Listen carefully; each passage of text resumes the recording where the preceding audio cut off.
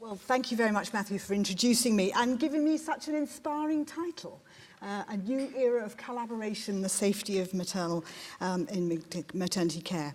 And I also want to acknowledge my colleague Mandy Forrester, who's going to be speaking after me, so we're a bit of a double act.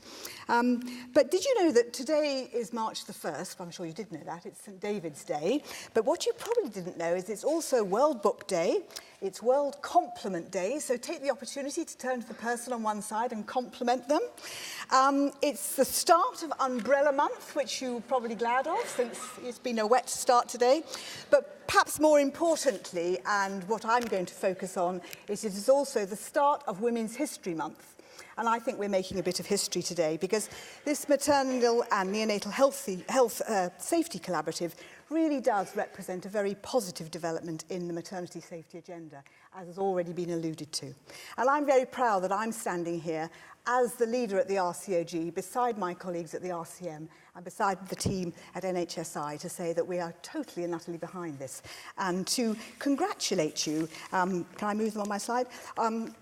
On what you've already achieved in this first year. I was really impressed when Tony had a hands up for who was in the first wave. I thought it was just going to be first wavers here, but you've got people here who've been going to be in the first wave, the second and the third. So firstly, I think we should say congratulations to everybody. If I look through the delegate list, we've got midwives sitting beside obstetricians, neonatologists, anaesthetists. We've got colleagues in safety leadership roles at a local level, at a regional level, at a national level, heads of midwifery, clinical directors, and leaders from the national policy bodies. So I think with your collective energy, and I've just used this slide because I think that we're all cogs in this wheel, we're going to make an enormous difference, and I hope that that's what you will enjoy and learn from today.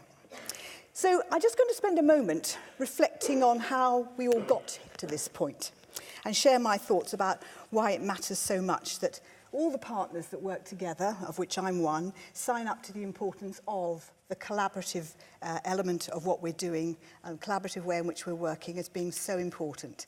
And also how we need to really, really value learning and supporting each other together. Now, Julia Cumberledge's report, Better Births, I think was a seminal moment in the history of maternity safety because this report set out a vision for maternity services that complemented the ambitions laid out in the NHS 5-year forward view. But I'm going to share with you that I think without doubt the most important thing that I've ever learnt in my career, and as Matthew inferred to you, it's been quite a long one, is that opportunities very rarely make appointments. And if you want to benefit from an opportunity, you have to reach out and you have to grab it before it passes you by. And I think you and I today are facing a once-in-a-generation opportunity to really improve maternity care in this country, because the attention and the interest and the investment that's been made in maternity care are quite unprecedented. And we've really got to ensure that we maximise the potential that we've been offered. So I would say to everybody, or each of you here, you need to firmly grasp this opportunity and make sure that we make a really, really good job of it. So I'd like to take the opportunity of acknowledging the enormous contribution that Jill Walton, my colleague at the RCM, has made to my being able to stand up here this morning and to be able to say very confidently that our two colleges, the RCM and the RCOG, are speaking on behalf of all maternity professionals that we have been entrusted to lead. And we're speaking with one voice and that we have a shared purpose, and that purpose is to ensure that every woman has a good birth and that every baby has the very best possible start in life. Now, Jill and I have the somewhat dubious pleasure, I think, of sitting on the Maternity Transformation Programme Board, and looking around the room, quite a few others sit there with us. It's chaired by Sarah Jane Marsh, which has really been made responsible for translating better births into reality. And I know that I speak for Jill when I say that we both take the role very seriously, and we also believe it's really crucial that we speak truth unto power, and we continue to ask some very tough questions and provide a clinical voice on behalf of all the maternity teams across the country who are being asked to support the vision of better births. Now, we're not doing it alone, and I think we're fortunate because we've got some equally committed clinical colleagues who've been appointed as national leaders on safety by Central Bunker and are influencing change from the inside of NHS England and the NHS improvement teams. So the two national safety champions, Jackie Dunkley-Bent and Matthew Jolly, they've already explained to you how long we've known each other, so I don't have to embarrass myself anymore. And of course, you just heard my colleague Tony Kelly down here, another valued member of the RCOG, who together with his team at NHS Improvement, Phil Duncan and Michelle Upton, are leading this National Safety Collaborative, who are hosting the event for us today. So I think together we're using the vision of Better Births to sow the seeds for a really, really good collaboration going forward. Now, I just wanted to mention that, of course, at the same time that all of these maternity safety issues and Better Births was being published and rolled out, so too was the Each Baby Counts programme. And as you know, it's hosted at the RCOG, but I very much view the Each Baby Counts programme as the first step in the national collaboration that we've now forged between the RCM and the RCOG.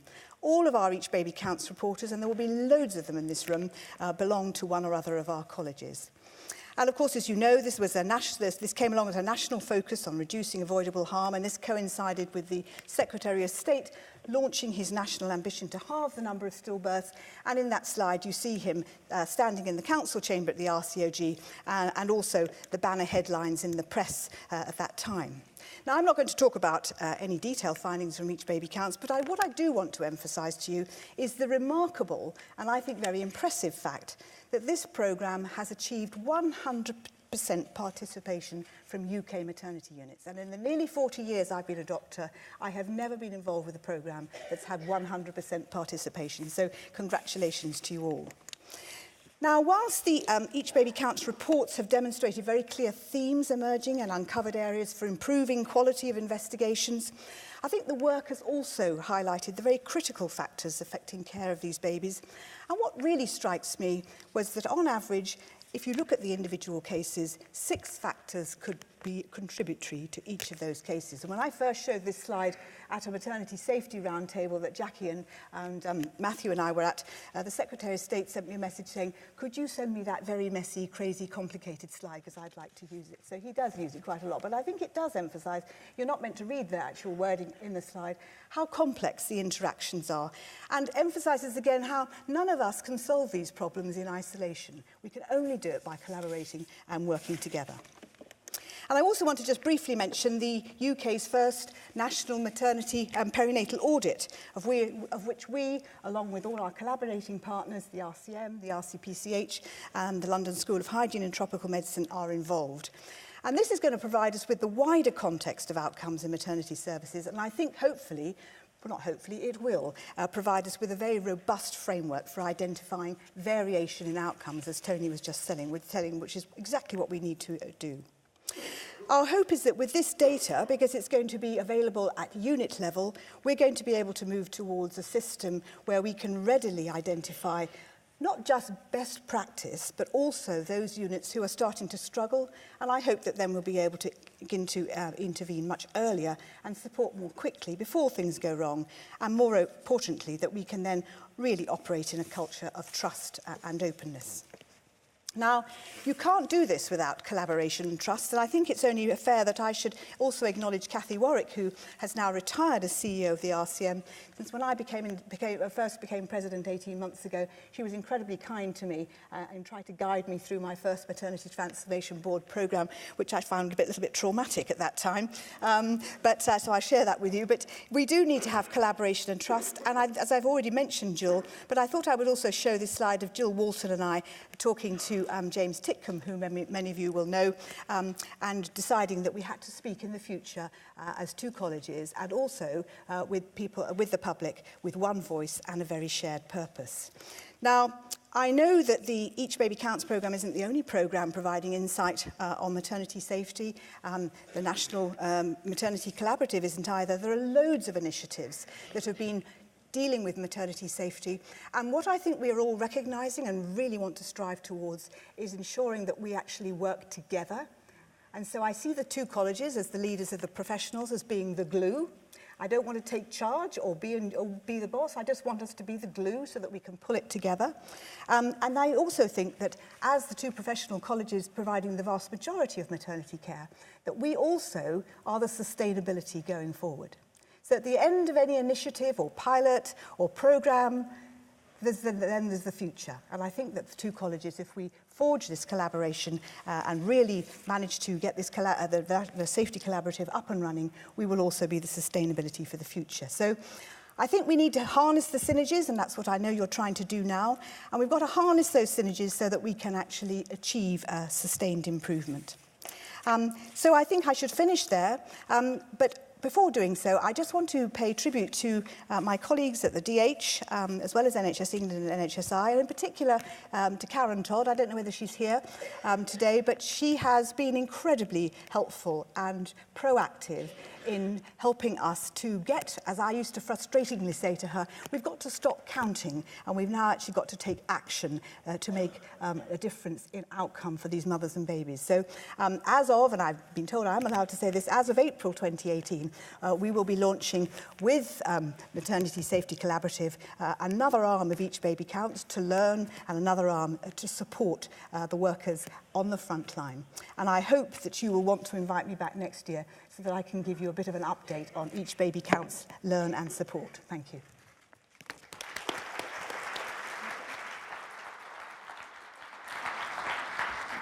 So thank you very much, Professor Leslie Regan, for a riveting talk, very inspirational. Can I remind you to start posing questions on Glyssa? These will be stored and hopefully the panel will be able to respond very shortly.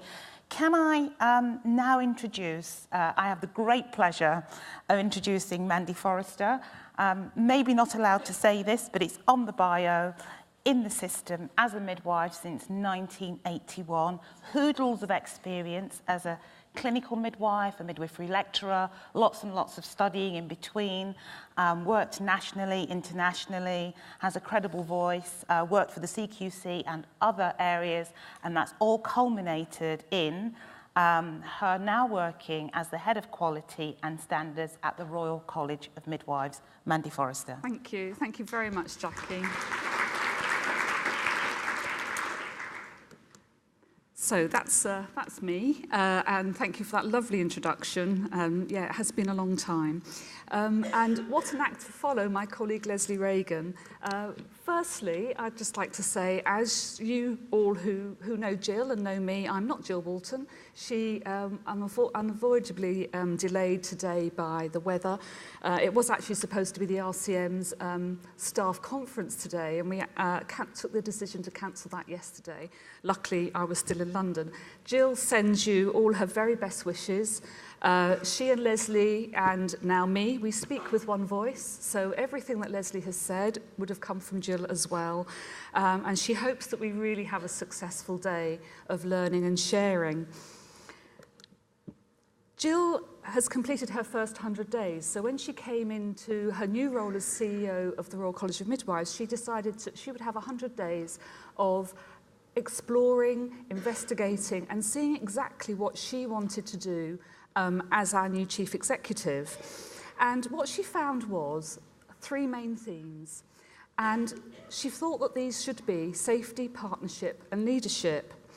And we now know that we can't do this alone, and this safety, partnership and leadership has to be done in collaboration with our colleagues at the RCOG, with BAPAM, and we know that Gopi, who's the president of BAPAM, couldn't travel from Scotland today, and with colleagues at NHSI, with women's groups, and with our members of both the RCOG and the RCM. And we know that that's the best way that we can influence maternity strategy, but also to support our members in practice. So we know that we're better together. We know we can't address this as the RCM. We can't address this enormous agenda alone because we know that there's a lot to do. So we are working very closely, as has been really well described by Leslie, and also with NHSI, particularly the RCM have been working really closely with Michelle Upton at NHSI, particularly around the Attain programme, which was an absolutely fantastic piece of work, and we're really proud to be part of that. But we know that we're stronger together. So the one voice with a common purpose is the way forward for all of the professional bodies. And we know here, you see on my slide here, that with safer care really begins with professionals who work together across boundaries and ensuring rapid referral and access to the right care in the right place at the right time for every woman, in a place where the leadership is sound and where there's a safety of culture, a safety culture within and across the organisations. And actually embedded in that is the investigations that take place and the honesty and the learning, and I would add to that the sharing when things go wrong. And also from the better together perspective of the professional bodies, that we can campaign in the national arena with women, with charities across governments and across countries. So I just wanted to drill down a little bit more into the RCM's contribution to those 3 agendas that Jill has identified that we will be taking forward, particularly through the next year. We do want to see a named midwife who is the navigator of care for each woman. We believe in continuity of antenatal care, and we believe in one-to-one care in labour. And Jill has found, as she's going around, when she asks for a ballpark hands in the air, that we're not seeing that everybody is offering one-to-one care in labour.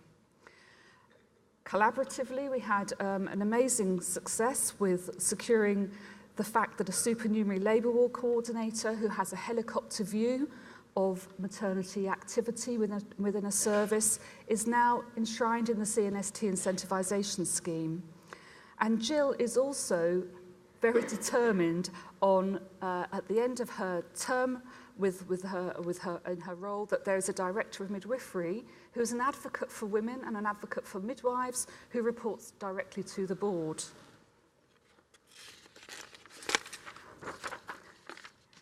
So when we talk about partnership, it's the women and the families. It's actually partnering with the woman throughout her care journey. And we know that Montgomery versus Lanarkshire makes us really clear that it's the women that lead us.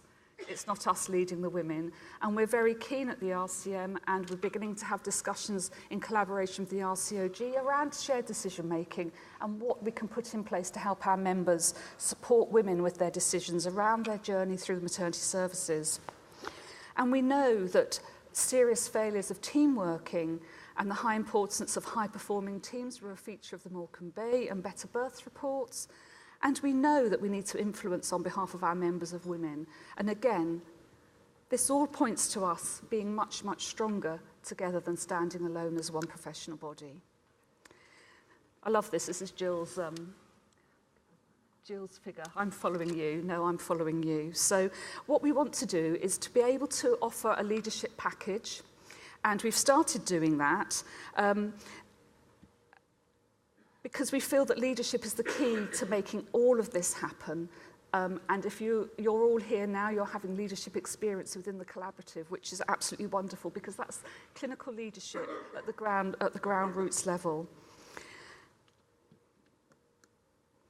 So this is just an example of one of our projects that we undertook at the Royal College of Midwives, again in collaboration with the RCOG, and this was our Labour Ward Leaders Programme, and we were really proud to be recommended as a finalist for the HSJ Award this year. We have got leadership courses for Band 6 midwives and also for aspiring and new Labour Ward coordinators, and that's something that we would like to carry on. They're always fully booked, they're very popular. The Labour Ward Leaders programme that you see here, by the way, was a total collaborative exercise, a little like what's happening here with an obstetrician, a midwife, and anaesthetists actually around the table, going back and working about how they can work better in the labour ward setting. We are developing a career framework so that everybody knows exactly what a midwifery role is in different settings. And again, that will lead into leadership because people will know what a particular midwife is doing. Jill is also working with our colleagues at NHSI on leadership masterclasses for heads and directors of midwifery. So that's an emerging project that will be coming out. So I'd just like to, before I finish, I'd just like to say that I actually had the pleasure of being in Manchester with the end of Wave 1, and it's an amazing journey that everybody's embarking on. It really captured my interest and my imagination. You'll see the posters around the back, and I'd really encourage you to go and have a look at them, because there's real changes happening. And the reason that we want this change to happen is obviously because of what you see on the screen now. It's about the mothers and the babies that we care for. And this is actually Jill's daughter, so she's very, very happy for us to show this slide. So I wish you all a really good day. It's an amazing journey you're embarking on. We're here to support in collaboration with our colleagues, and have a wonderful day.